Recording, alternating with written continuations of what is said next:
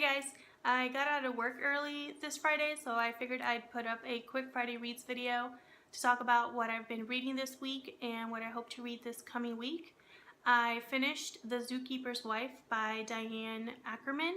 I'll have a picture of it right here because I'm reading this in my Kindle, and I thought this was really good. I was not expecting it to be a full nonfiction book. For some reason, because of the movie, I thought it was kind of historical fiction or based on true events, and it turns out that this is pretty much a nonfiction historical account of what truly happened. It's about a Polish family that owned a zoo in Warsaw, Poland during the Holocaust, and it talks in detail about how this couple were able to save hundreds of Jews and how they were part of the underground resistance in Poland. I've read a lot about the Holocaust, but I don't really know a lot about the Polish resistance. They did play a critical role in saving a lot of Jews, and they did suffer a lot as a country, and so that was a very interesting perspective that I got here. And I did have some issues with the book, and I'll go into more detail in my wrap-up, but overall I did really enjoy this, and I'm really looking forward to discussing that book in more detail at my book club. I'm also in the middle of The Rise and Fall of Alexandria, Birthplace of the Modern Mind, and this is by Justin Pollard and Howard Reed. I'm absolutely loving this. I actually look forward to picking it up pretty much every day. This is definitely a book for people that enjoy reading about history. If you're into historical documentaries and things like that, then you'll really enjoy it.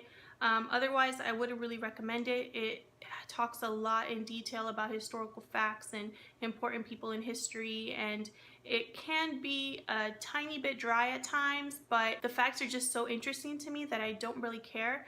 They used a lot of existing historical texts and authors of those texts to really describe certain people and events that happen, and I really like that aspect of it because we're kind of hearing it from original sources and what, you know, they thought about it. As I'm reading this, I just get really sad at times because there are so many amazing pieces of work that are described here that are completely lost to us. We don't even have copies of them, and the world would have been so different if those pieces of work would have survived. And that's one of the reasons why this book is just so fascinating to me, because I'm really learning about how advanced and how amazing some of these people were, and I'm wondering and, you know, kind of picturing in my head how different, you know, modern science would be if the Library of Alexandria would have survived. I'm only halfway through, but so far, like I said, I'm really enjoying this one. In my latest video, I hauled a bunch of library books and even took some from my shelves so that I can pick from them for the next 2 months. I've been reading the first pages of a couple of books to see what I want to pick up next, and these two are the ones that I want to get to. The first one that I know I want to get to is The Alchemist by Paulo Coelho. I don't know anything about this book. I know that's kind of hard to believe because it's such a popular book, but I really don't know anything about it. I'm assuming it's from the perspective of an alchemist, and that's pretty much all I know. And that's kind of how I want to go into it. From the first couple pages that I read, it looks like it's going to be a very fast read for me, and so I'm probably going to tackle this one first.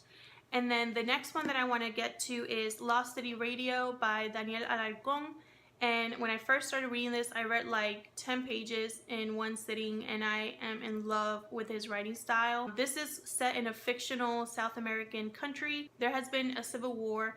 We don't really know the details of it yet, but it looks like the country is recovering from civil war and kind of adapting to this new way of doing things. And our main character is a radio personality. She has a radio program where she connects missing people and reports on the news. At the beginning of the book, she meets a boy from one of the local tribes, and he's kind of brought to her.